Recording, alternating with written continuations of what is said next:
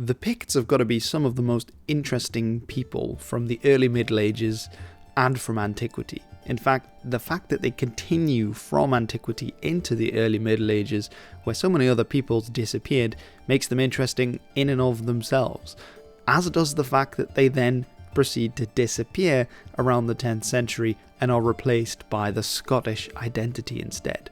So I've been interested in the Picts for an awfully long time, and I think a lot of people are as well. It's for that reason that I made a very early series around 8 years ago, when this channel was still very young, looking at the Picts. But needless to say, I am 2 degrees in early medieval history further along. I've studied archaeology, I've studied linguistics, paleography, and history, and so it's fair to say that I've got a few more insights and a few different approaches that perhaps I didn't have when I was a wannabe historian making videos on my laptop in my bedroom when I began. And so I thought I'd revisit the Picts and look at who they were, where they went, and their interesting history. And in this first episode, I want to look at their origins. Where do the Picts come from? These mysterious people. What were they doing? And ultimately we'll look at where they go to. But in today's video, we're going to go right back to 320 BC, because this is the first time that we encounter a description of Britain and the name of Britain itself too. And the person that we have to thank for that is a Greek. At least he was culturally Greek, but he was from a place called Massalia, which today is Marseille in the south of France. There were a lot of Greek colonies spread around the Mediterranean in this period, so it's unsurprising to find a Greek from the south of France. What is surprising is how far north he went. Now, his name is Pythias, and unfortunately, while he wrote an account of his voyages, that hasn't survived. But it is quoted in several later accounts by later Greek and Roman historians, from which we can tell an awful lot. And in these accounts, we learn that he encountered a series of islands and archipelago in the north, which he labelled with the term Bretannicae, which is this Greek word here. Now, interestingly enough, based on the description of where it is in relation to other places in Northern Europe, and based on the linguistic form it has, linguists have been able to tell that this isn't a Greek word, but rather a Celtic word. Obviously, that also goes well with what we know about Britain in this period, as archaeologically and certainly later linguistically it is inhabited by people who speak a Celtic language that have various aspects of our culture that we see connected to other states in the time period that we know were Celtic speaking. What's interesting as well is that linguists have been able to reconstruct the form that was likely the one given to him when he was in Britain, and this is the form Pretani, this reconstructed Celtic form, which likely means the painted ones, which is where he gets his adjective Bretannicae from. So that was the British Islands, as he called them, the British archipelago, from a Celtic word, Pretani, meaning the painted ones. And again, this seems to have been the adjective form, but the noun for Britain that this comes from is thought to be Pretani. And we can see that this is therefore a very old word to describe the island of Britain, or as it did then, possibly multiple islands in the north. Now, we find out a lot more about Britain and its inhabitants in AD 43, which is when the Romans properly invaded and conquered large parts of this island. Now, famously, the Romans didn't conquer all of Britain, and in AD 122, they built a wall to seal off the northern part of Britain. The southern part then becomes the Roman province of Britannia, so they take over that older Celtic name for the islands for their province, but the north remains unconquered. And in the popular imagination of history, it's often said that this is because of the Picts. So the Romans were able to conquer the Britons in the south, they defeated Boudicca's rebellion, but the north was just too difficult. The Picts were too militarily successful in their bogs, and the Romans thought, why bother, we'll build a wall and keep them out as a military fortification. However, the actual fact is that this appears to be a different story than the one that we read in Roman records, because if we look at Roman accounts of what's happening in Britain at this point, nowhere does it mention the Picts at all. We find lots of different names for different tribes or ethnic groups in the north, the biggest being the Caledoni, which of course is where we get words like Caledonia from, the Latin for Scotland, but we never get any mention of the Picts at all. In fact, the first time that we read about Picts in any account is in AD 297, when it's mentioned offhand in a praise poem about a Roman general that went north of the wall to defeat some of the tribes. And there the Picts are mentioned alongside other different groups, like the Caledonians, for instance. So this is very late that we find the first account of the Picts. So what's going on here? Where did the Picts come from? What is the word Pict? Well, the word Pict in Latin comes from Picti, and this again points to an idea of painted one. Now, unlike the previous terms of Pretani, this is a Latin word in most likelihood. And it comes from a Latin term like pictus, which is painted. We have survivals in English like picture or depicted have the same root word. And it's thought that this probably is going back to a similar root as the word for Britain. There are some who believe that perhaps Picti is an ethnonym that was used by the Picts themselves, that this perhaps is a Celtic word related to another tribe of the Gauls, so in northwestern France called the Pictones, but this hasn't been very well accepted. Most scholars are in agreement that Picti is a Latin term, which makes it an ethnonym, an exonym, which makes it an exonym, a term that is put on them by people from outside of that group. And with exonyms, we always need to be a bit careful and wonder, was this a term that people being described with this term used about themselves, or is this a group that is invented in the minds of other people that look at them and lump them together? In a similar way, for instance, that someone from China may not really identify very much with someone from India as fellow Asians, whereas perhaps someone from Europe might think, oh yes, these people belong together in a group because they're Asians, even though actually they don't have an awful lot in common with one another, or they might not identify very much with each other at all. Something similar might be the case for Picti. Now, the explanation for why they're called Picti, so this word of being painted again, it has often been sought in the idea that the Picts were tattooed, and this is actually mentioned in several ancient sources that the Picts used tattoos of various forms. This is a early modern depiction, so this isn't a Roman depiction of the Picts and their tattoos. We don't have any of those, but the sources do suggest so.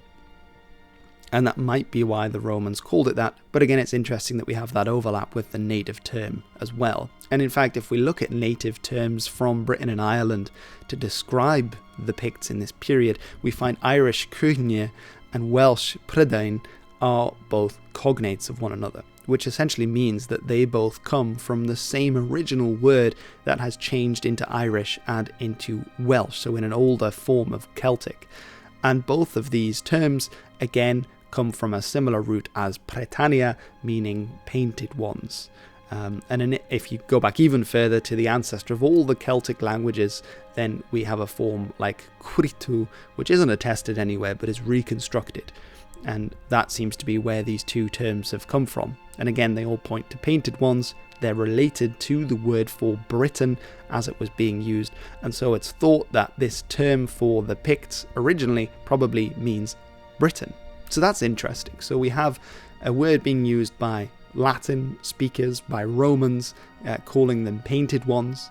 Then we have the other peoples from the surrounding areas that are also calling them painted ones, which is the same word that is being used for the island at the same time, suggesting someone from the island of Britain. So how did the Picts get there? Why do they appear so late, and why are they called Britons by others? Now, initially, when we have a new name emerging in the historical record, certainly in modern times, people want to see this as evidence for migration. The idea that this group had existed somewhere else, that this identity of Pict existed, and then that they moved into Britain, that they arrived, and that's why they appear in the source material, because they were already a group that existed. However, in history, things are seldom so simple. And in actual fact, this same tendency to want nice clear lines between different groups and to say, well, in this year, this group arrived from this location, was also a desire that people had in the past. And so it's thought that the Picts themselves might later in their history have told stories about their origins as coming from another place as a pre-formed group. This is often done especially to reinstate the position of various kings or various clan groups that are powerful, to say this clan is the clan that came and led the first group of people here, and that's why we have the right to rule now. So again, we need to be a little careful. And it's an account like this that we find about the Picts that has certainly gained a lot of attention. It's recorded by the Venerable Bede, who is a Northumbrian, so an Anglo-Saxon monk who was writing in the early 8th century, so long after the events being described.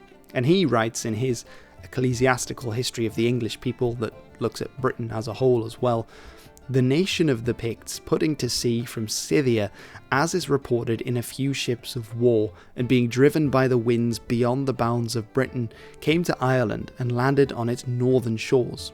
The Picts, accordingly, sailing over into Britain, began to inhabit the northern parts thereof, for the Britons had possessed themselves of the southern. Now the Picts had no wives, and asked them of the Scots, who would not consent to grant them upon any other terms than that when any question should arise, they should choose a king from the female royal race rather than from the male, which custom, as is well known, has been observed among the Picts to this day. So this is a particularly interesting account because it suggests that the Picts did indeed arrive from somewhere else, and it also includes within it this story of matrilineal succession, so the idea that the Picts could only inherit the kingship through the line of the mother, which obviously is very different to most other societies in early medieval Europe at the time, where it's through the father's line that the son inherits through the father, etc. Now a lot of this count has been heavily debated in the past, but most historians today agree that this doesn't seem to accord with what we know about Pictish kingship, and likewise it doesn't support what we find in the archaeological record that the Picts arrived from somewhere else.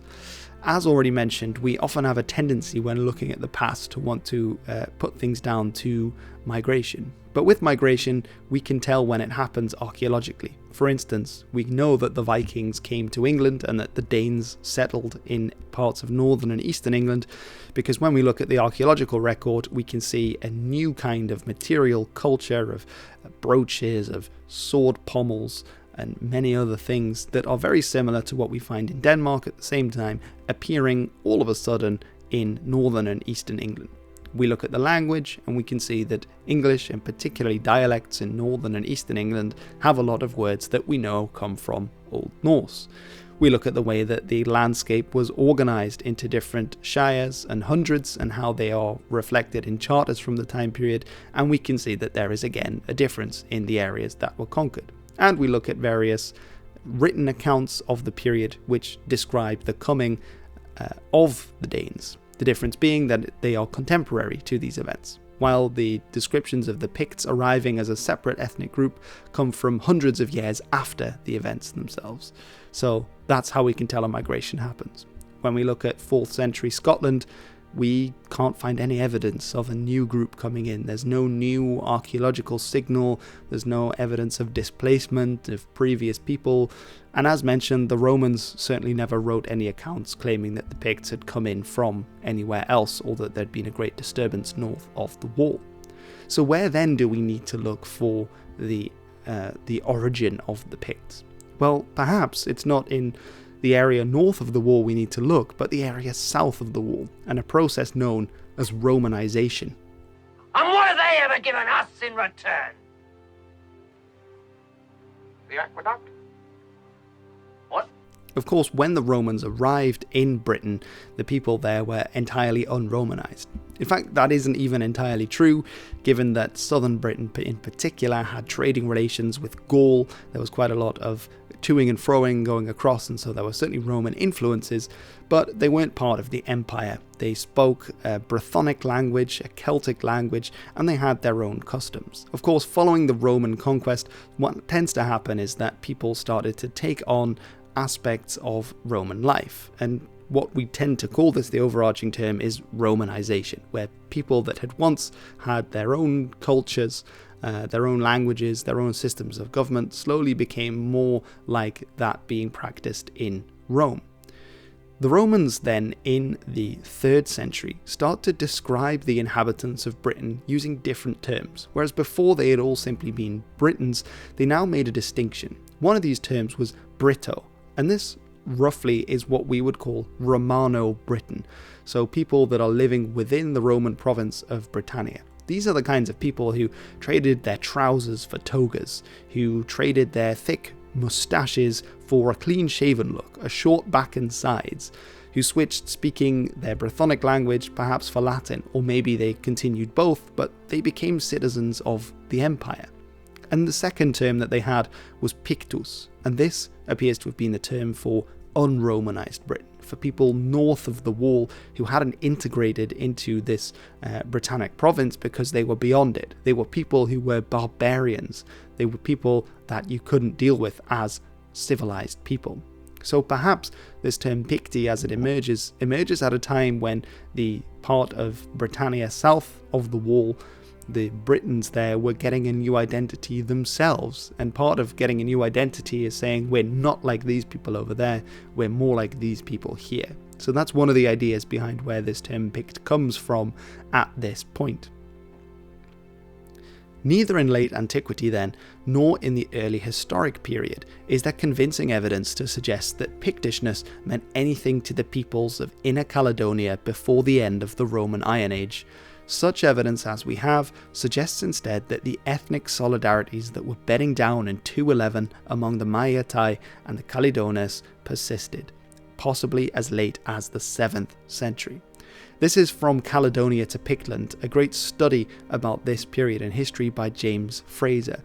And this is an important passage because it highlights the fact that while the Romans are starting to use this term of Picts and Pictishness, very likely that didn't mean anything to the people that it was being used to describe in this period at all. This is something from a Roman historical perspective. And that means that the way that we look at the Picts, at least in this period of history, in the Roman period, the Roman Iron Age and into antiquity, needs to be shifted to adjust for this. So Picts appear to be a term that is thrust onto people north of the wall as those south of the wall became increasingly Romanized.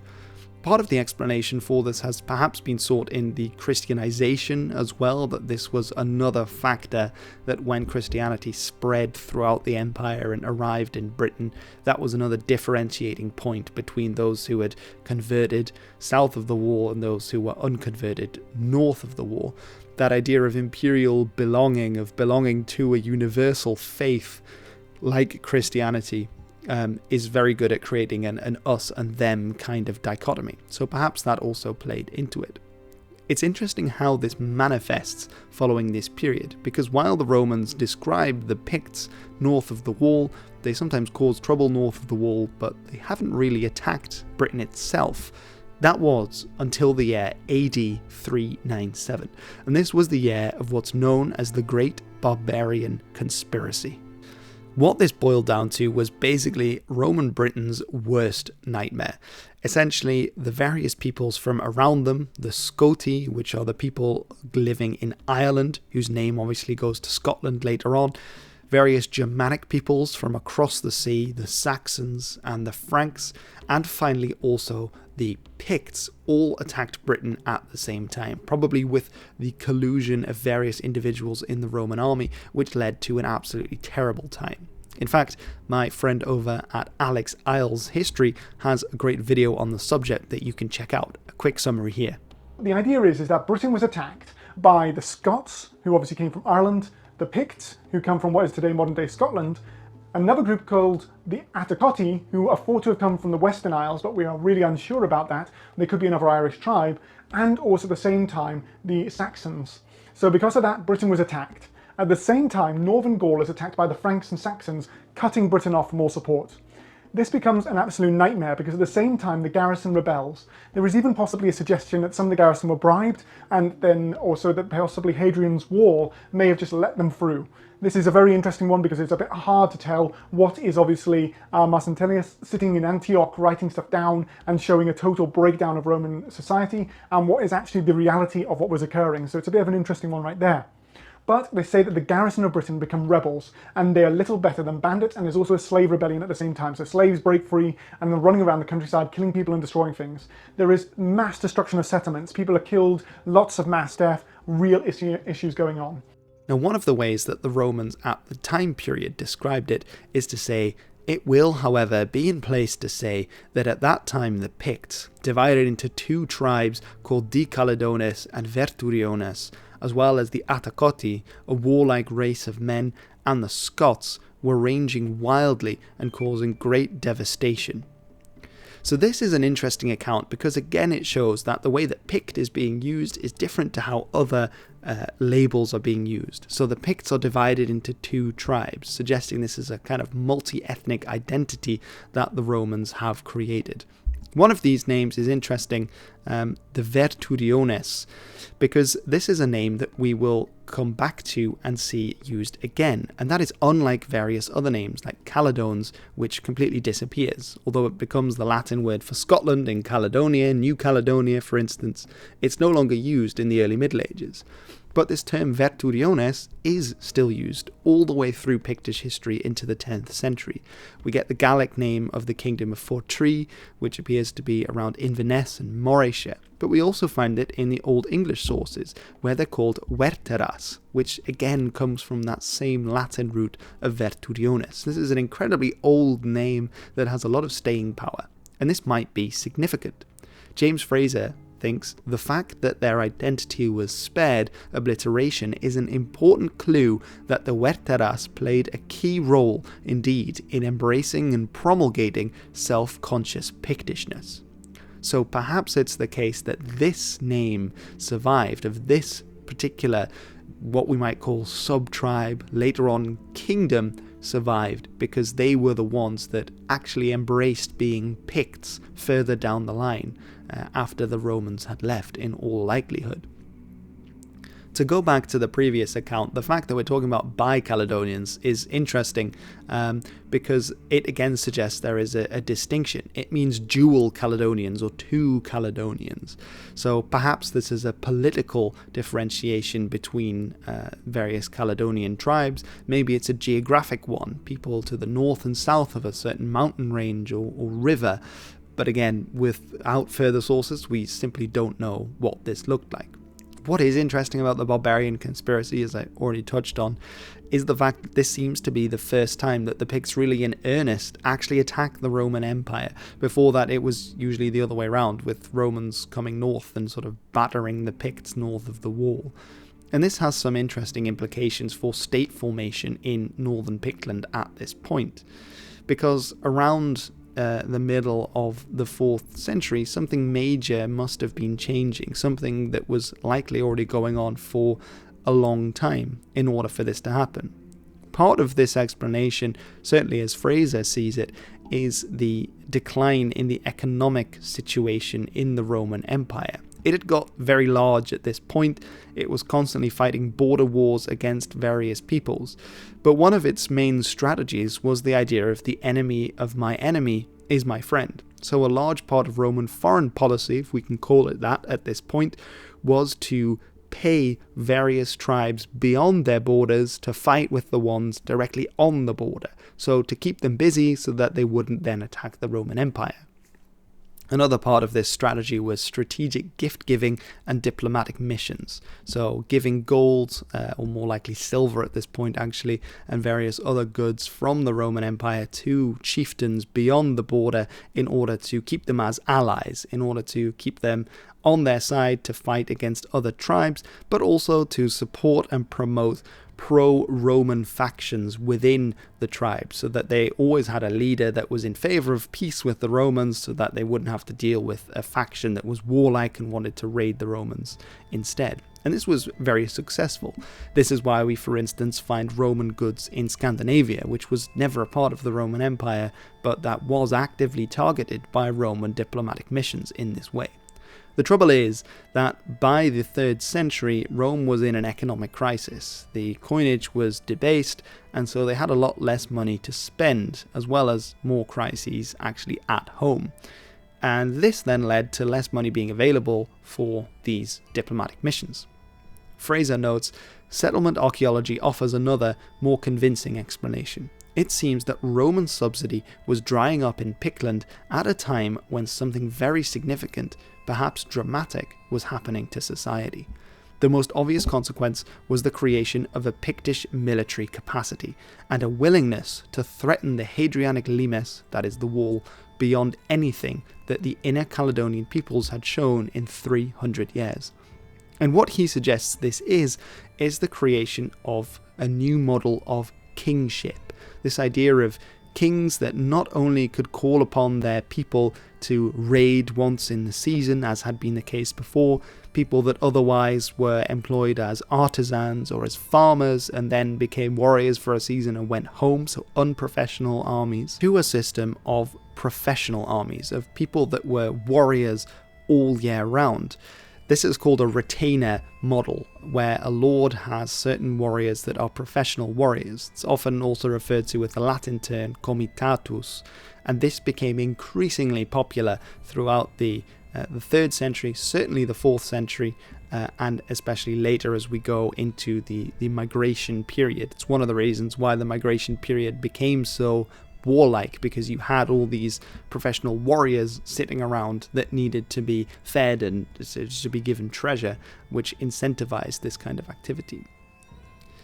As well, they must have had pretty good international connections, given that the Picts were able to liaise and plan an attack together with the Franks and the Saxons and the Irish, all at the same time during the Barbarian conspiracy. This again suggests that for these long-range contacts, likely they would need a degree of centralization of powerful figures that were able to orchestrate these attacks and to organize societies in a way that they could function and support a professional military as it was.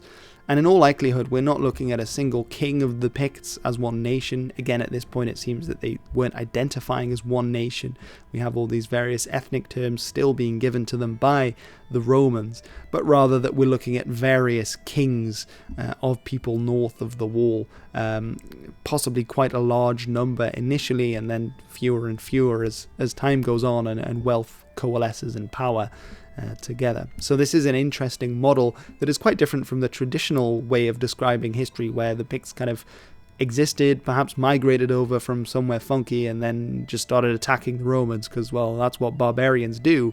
But instead it seems that the downturn in the Roman economy meant that they could no longer have as extensive a quote-unquote foreign policy as they once had, which in turn came together with a period in history when professional armies were coming in, retainer models were the new norm, which incentivized these kings and their war bands to attack the Roman Empire together with others, which is precisely then what they did.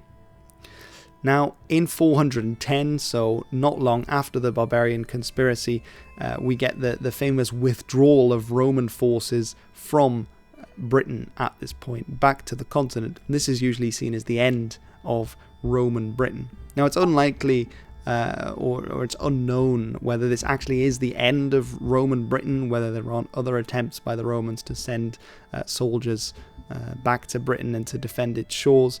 But this, given the dearth of other sources we have, other written sources, does appear to be the point when the civilized, the Britones of Britannia were on their own to fight against various peoples. And now the Picts as they were called, together with various other Germanic peoples. Of course, we'll later get the Anglo-Saxons, as well as the Irish coming over. We have evidence for them raiding and settling in places like Wales, in Western England, in Scotland, of course. It all starts to happen. And now that limes has gone, we need to see what will happen next with the Picts and the Britons, and how things will shape up in Dark Ages Britain. But for now, that is enough from me about the Picts. Let me know in the comments below, do you have any questions about the Picts? What have you always wondered about them? What would you like to ask historians that have studied it? And I will be glad to do my best to address that in a following video. Thank you all so much for watching. Let me know what your favourite fact was that you learned about the Picts in this video as well, and I will see you all in the comments. Until the next time, I've been Hilbert, and this was The History.